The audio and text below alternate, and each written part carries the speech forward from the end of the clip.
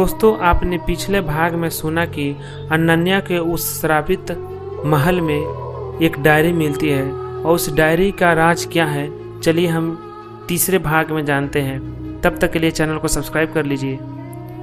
अनन्या कांपते हाथों से डायरी का पहला पन्ना पलटती है। धूल पड़ी है, ठंडी हवा पूरे कमरे में भर गई।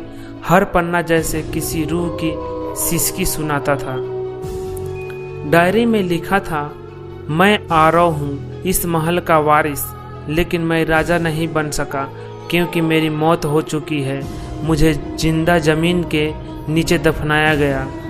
मैंने किसी से प्यार किया था और उस प्यार के लिए मुझे धोखा मिला। मेरी रूह अब भी यहाँ भटक रही है। अनन्या के हाथ कांपने लगे। अचानक कमरे में ठंडी धुंध छा गई। उसके सामने वही युवक की परछाई उभर गई। चेहरा वही, सफ़ेद कपड़ा, दर्द भरी आंखें। अनन्या डर कर पीछे हटी, लेकिन परछाइयाँ ने कुछ नहीं किया। बस धीमी आवाज़ में कहा, तुम्हारी आंखों में वही सवाल है जो उसकी आंखों में था। अनन्या कहला कर बोली, तुम कौन हो? भूत ने मुस्कुराने की कोशिश की, लेकिन उसकी मुस्कान टूटी हुई थी।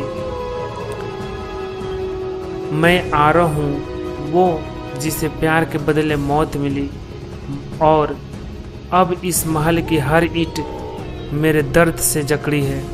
अनन्या का डर धीरे धीरे जिज्ञासा में बदलने लगा।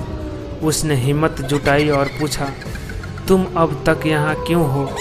आरव की आंखें लाल हो गई और उसकी आवाज़ गूंज उठी, क्योंकि अब जब तक कोई मुझे सच्चा प्यार नहीं देगा, मेरी रूह इस महल की दीवार में कैद रहेगी। अनन्या की धड़कनें तेज थी, लेकिन उसके दिल में अजीब सा खिंचाव हुआ, जैसे वह इस रूह के दर्द को महसूस कर पा रही हो। डरते डरते उसने कहा, मैं तुम्हें समझना चाहती हूँ। इतना कहते ही अचानक कमरे की सभी खिड़कियाँ अपने आप खुल गई।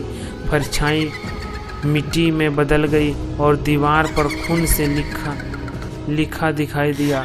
तो फिर तैयार हो जाओ मेरा अतीत सुनने के लिए।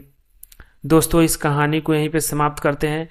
इस कहानी का अतीत आगे क्या है, आरव क्या बताता है अपने बारे में, मिलते हैं फिर से चौथे भाग में। तब तक के लिए चैनल को सब्सक्राइब कीजिए, लाइक कीजिए, कमेंट कीजिए और आपको बताइए कि यह कहानी कैसी लगी। मिलते हैं फिर से चौथे भाग में।